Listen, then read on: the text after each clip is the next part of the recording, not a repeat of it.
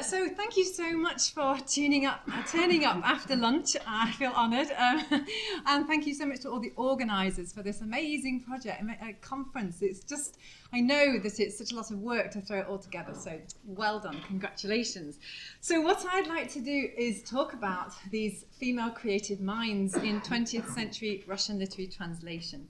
Literary translation, and specifically women in Russian literary translation, provides an ideal landscape in which to introduce some diverse strands of gender inquiry, while also offering areas and reconfigurations of creative meaning making.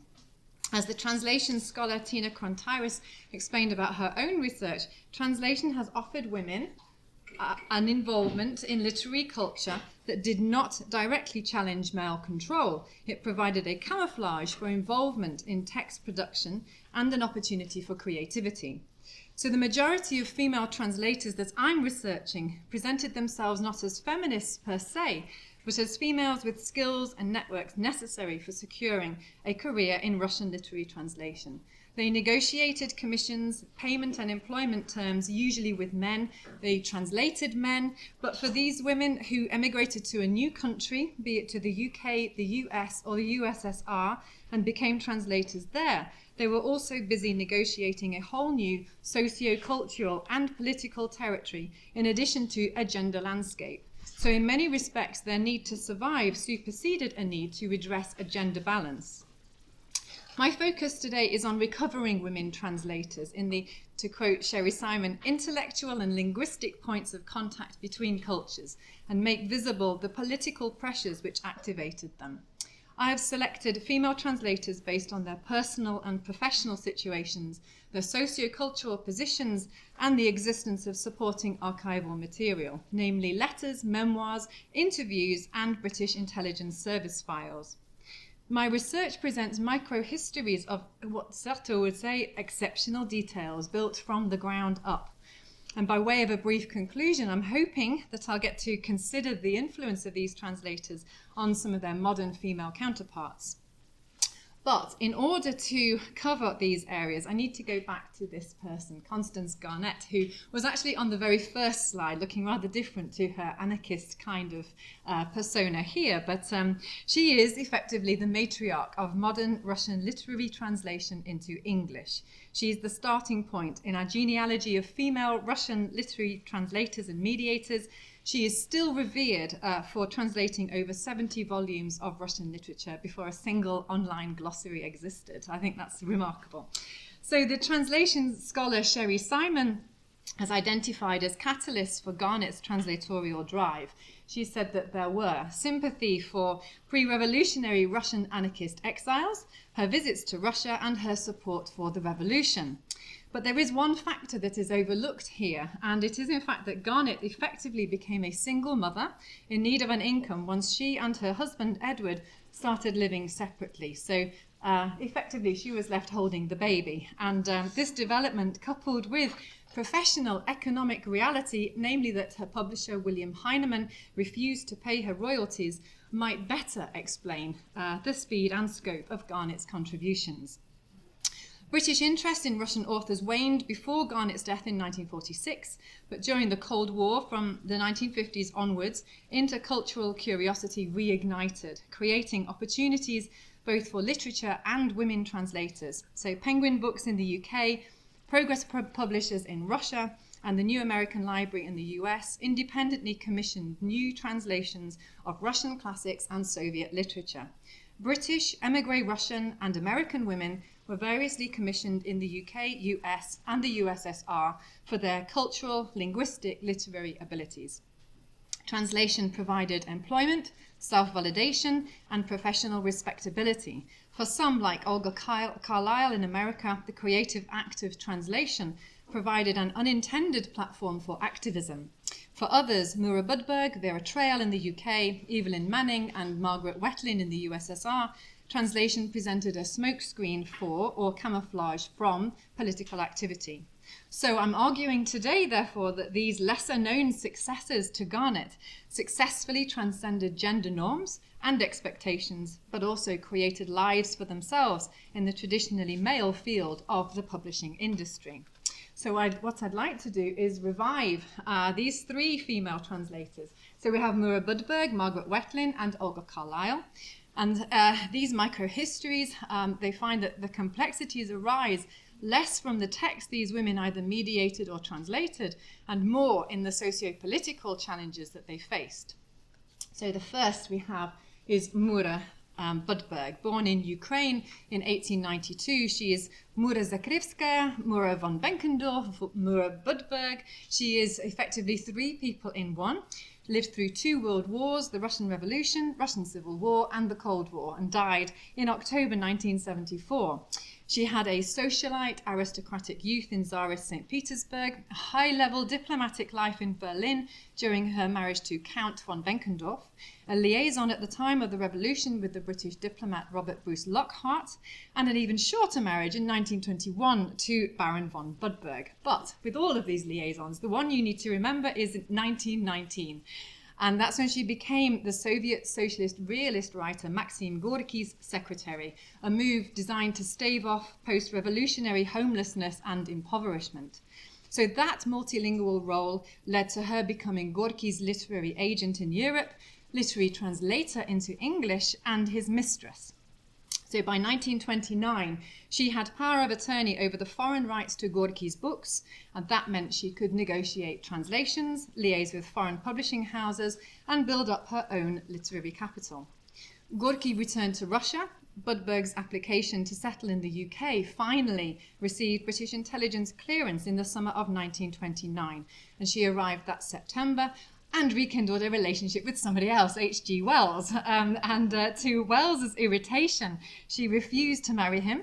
That was actually to her own financial detriment, but she preferred a common law status and continued to frustrate Wells with her independent travel, including, unbeknown to Wells, trips to and from the USSR, and right up until Gorky's death in 1936.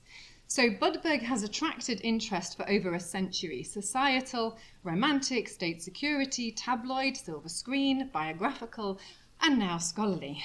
So on account of her fluid and therefore diplomatically ambiguous Anglo-Soviet connections and rumours of spying for the Germans in the last days of the Tsarist regime, Budberg unsettled British security even before arriving in the UK. Archived intelligence papers indicate repeatedly Budberg's ambiguity, a characteristic she herself actively cultivated, but which national security interpreted as double agency. So for over 30 years, British intelligence strove to prove her collusion either with the Soviets or with the Germans. No conclusion was drawn, only that, and this is a quote directly from a British intelligence report, she has a man's rather than a woman's mind. And it continues, she has no particular loyalty except to herself. In spite of, or perhaps because of, this sustained focus on her threat to national security, Budberg's only role to have eluded interrogation really up so far is that of translator. She needed translation and literary endeavours not just to provide a salary, but for prestige and to provide a protective camouflage for activities which may or may not have involved espionage. Intelligence files on her report that job opportunities in areas deemed sensitive or susceptible to propagandist manipulation were denied Budberg. She was known and had interviewed successfully for a job at the BBC, but notified at the last minute that she could not work for them after all, and that was intervention by the British intelligence services. Budberg used her social and cultural contacts, therefore, to gain position and financial security. She exploited romantic liaisons, connections with successful emigrée Slavs, and her network of literati contacts, writers and publishers, which brought translation commissions and literary agent opportunities. So she was the first English translator of Gorky's Fragments from My Diary, published by Penguin in August 1940, a full decade before all of the other Penguin Russian classics were launched. And her relationship with Gorky and also with Wells enabled her to cultivate an identity as an ambassador of a new world culture. She described translators quite beautifully, actually, as the liaison officers, the treasure sharers, the reconcilers of the often irreconcilable, the tearers down of barriers, a vast army scribbling away all over the globe, a network of industrious, often underpaid, much maligned working men and women holding the world together, often against the will of the world. So she recognized translation as a means on a macro scale for enriching a literary canon, but also on a micro scale for earning a living as a wordsmith, a cultural gatekeeper, and for maintaining prestige and visibility. Her desire, in fact, for visibility did not wane, and shortly before her death, Budberg was caught shoplifting at none other than Harrods, chosen, no doubt, for maximum effect. So, moving on, we'll move on to Margaret Wettlin, whose dates are 1907 to 2003, where the archival correspondence for Budberg is sizable, if fragmented. Wettlin's is very, very little. She spent most of her adult life working in Russia, in particular as a literary translator for Progress publishers. But sadly, there is no Progress archive. If anybody here knows where it is, please do say. There are many of us looking for it, but it is thought to be lost or destroyed. Similarly, in spite of her productive output as a translator, so more than 70 translations, including of Gorky, Ostrovsky, Rasputin, Tolstoy, Trifonov, very little has been written about Wettlin. So I consulted a range of documents, including her memoirs here, 50 Russian Winters, about her life in Russia, her translations, paratexts, occasional literary reviews, and obituaries. She left America for Russia in September 1932, aged just 25. She didn't return to live back in America until 1980. She was propelled towards the Soviet experiment by her family's bankruptcy and forced eviction, the country's general impoverishment during the Great Depression, and a curiosity to find out, quote, who were these Russians who'd taken upon themselves the task of building a new society. Within weeks of arriving, she met her husband-to-be. You see him here. He is the theatre director Andrei Yefremov. After placements in Nizhny Novgorod and Mongolia, Andrei and the now pregnant Margaret returned to Moscow in May 1935, just months after Sergei Kirov's assassination, the main opponent to Stalin, assassinated in December 1934. So Yefremov taught at the Theatre Institute, she at the Foreign Languages Institute right up until she gave birth. And in summer 1936, Wettlin and her new baby son visited the US, where she gave a series of local lectures. They were so successful that she was invited to return the following summer to conduct a tour of the whole country. And she attached huge importance to that role of Russo-American mediation. She said, I was in the unique position of being an integral part of two entirely different worlds, worlds that not only had no understanding of each other, but had the most distorted conceptions. Americans seeing Russians as bearded Bolsheviks bristling with bombs, and Russians seeing Americans as bloated capitalists sucking the workers' blood. So when Wettlin returned to the USSR, Stalin's foreign policy was changing, and it changed. And faced with the decision to take Soviet citizenship or leave, Wettlin stayed and decided to become, quote, part of this courageous country and live in it on an equal footing with Andrei, end quote. She was impressed by equal opportunities there. She told Soviet female friends, most Americans still think a woman's place is in the home. I don't think I'd have much chance of keeping my job if I got married, less if I had children, nil if I had a child out of wedlock. So now committed to staying in the USSR, she relied, like Budberg, on her languages for employment, spending several years teaching English to Russian students. But in 1940, unbeknown to her husband, the KGB took Wettlin to the Lubyanka, which is the secret police headquarters in Moscow, and presented her with an uncomfortable task, which was to, quote, root out the most treacherous of all enemies, end quote. By spying on her foreign language students and colleagues, she describes herself as being dumbstruck on learning of the arrest of an acquaintance's wife. After two further arrests, which she had actually given information about, she finally refused to assist them and turned solely to translation, to soft power, and worked as a literary translator for Progress publishers. When her husband Yefremov was accused of cosmopolitanism and ousted from work, she was required to do, quote, swathes and swathes of translation to support their family, end quote. Thanks to Progress's propagandizing aim and reach, not just in the UK and US, but also across Asia, Wettlin's work enjoyed widespread circulation, but perhaps her greatest achievement was in fact survival of herself, her families during the Stalinist and post-Stalinist years. And the next person of the three, the last of the three, is Olga Carlyle, whose pedigree cannot be gleaned simply from her married name. She is the daughter of Russian poet and novelist Vadim Andreev, the granddaughter of Russian writer Leonid Andreev. She is Olga Andreeva Carlyle, born in Paris in 1931, where she grew up surrounded by prominent emigrée Russian intellectuals. Her cultural pedigree, childhood immersion in Russianness, wide reading of Russian classics, and 4-year course at Bard College, New York, provided the necessary skills and social positioning for her to move with ease and eligibility between cultures, languages, and nations. The Los Angeles Times described her as being of 3 cultures, Russian, French, and American, and Carlyle said, "I was given the best of 3 worlds." A painter by training, it was through her husband, Henry Carlyle, editor at Alfred Knopf, that Carlyle was asked to go to Russia for the first time in her life. Paris Review editors Harold Humes and George Plimpton believed that Carlyle's Russian connections would enable her to infiltrate Soviet life and interview the literary sensation of the moment, Nobel Prize winner and decliner Boris Pasternak. For its gender frame significance and Carlyle's epiphany on realizing the value of her cultural capital, it's worth citing the description of the moment she was asked to go. She said, "The Paris Review's offer was in the nature of a miracle. In those years, the review was decidedly male-oriented. It seldom gave assignments of consequence to women. At the review, women were for the most part employed as typists or volunteer readers of manuscripts."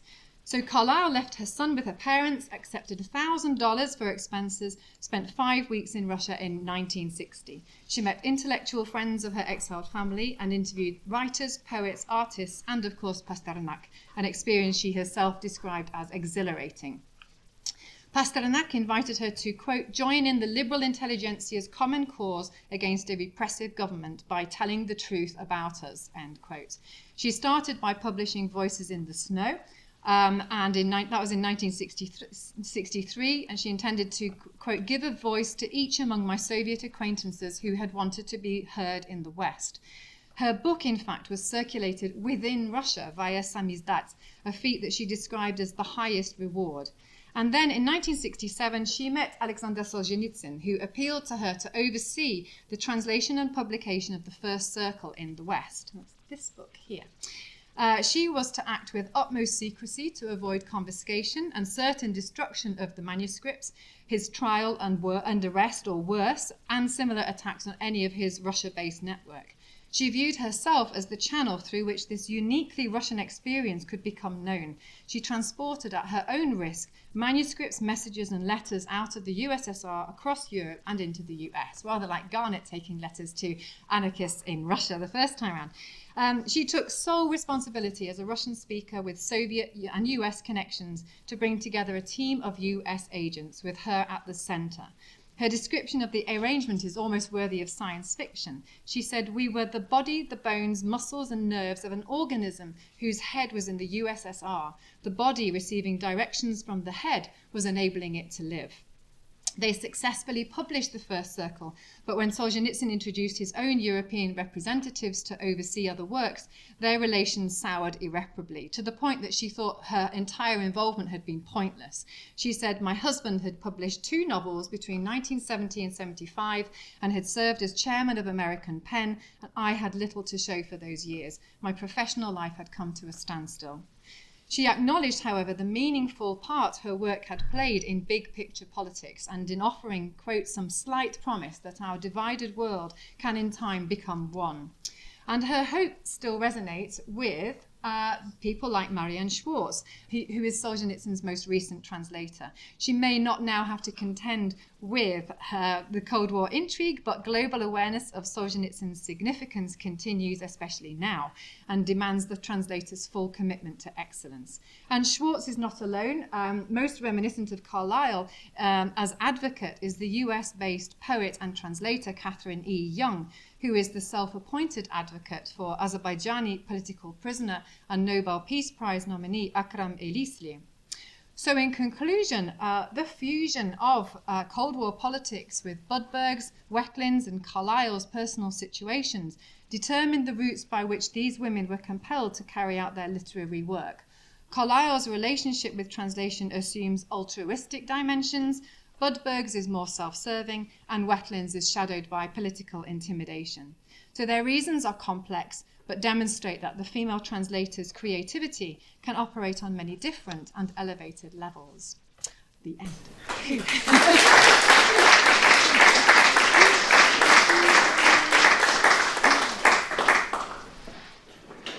Thank you so much, Cathy, for this lovely presentation. Thank you. I'm sure everyone would like to, not everyone, but does anyone have a question?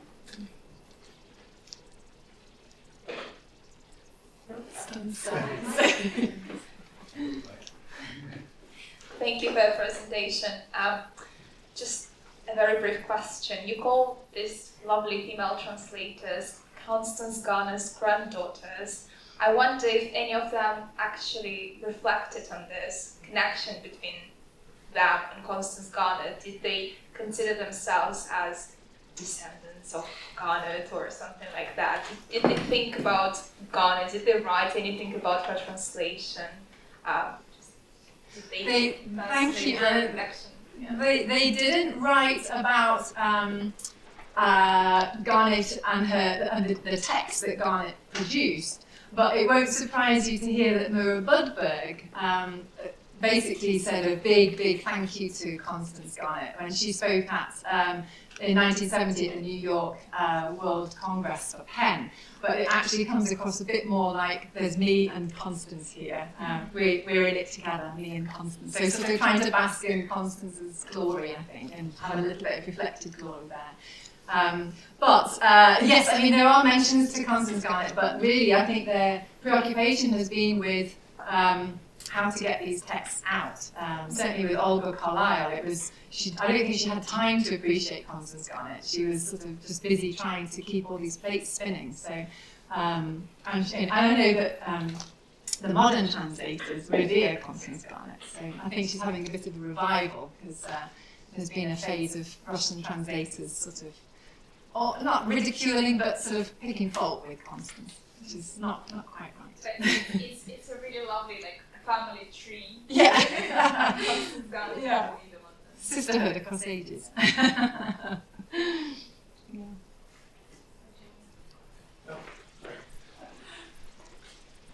Thank you, Cathy. That was so interesting. I just have a very simple question. And forgive me if you did already say it.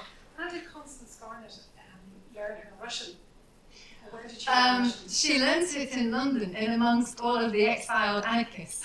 She was part of the sort of the hotbed of activity in London.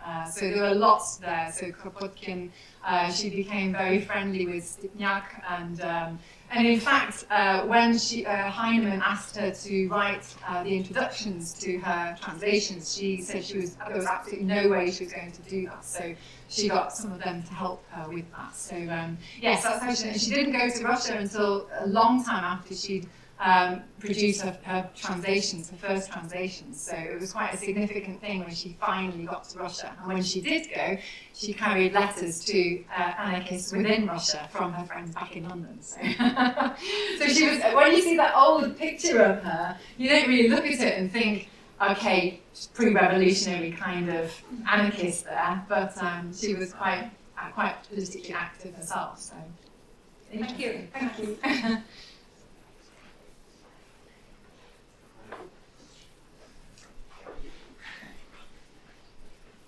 So this is really fantastic material, and thank you for your presentation.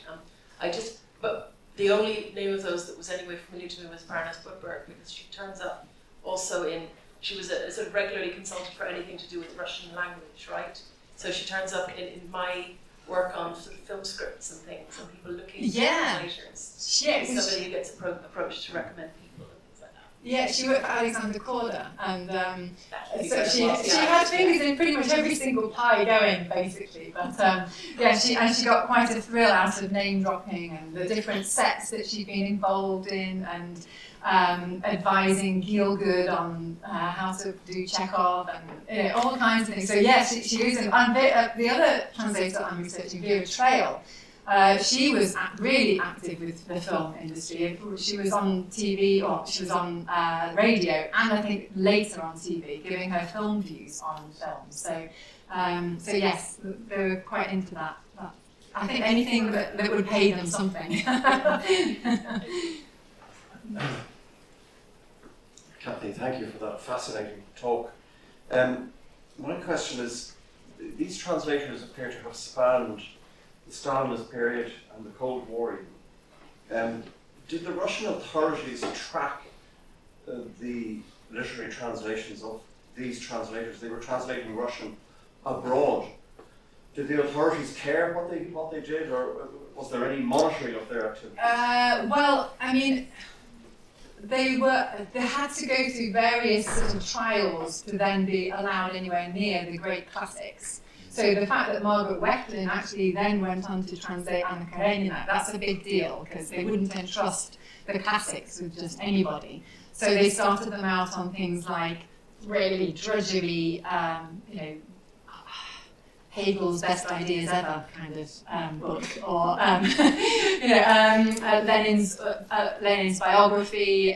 So it was the Marxist-Leninist dialectic that they cut their teeth on, and then if they proved they could actually sit through all of that, then they were let loose on magazines and then onto the bigger stuff. So Margaret Wettlin must have been very much approved of. But that's potentially because they got her husband in a bit of a headlock, saying you have to work. That said, I mean, I don't know whether they had.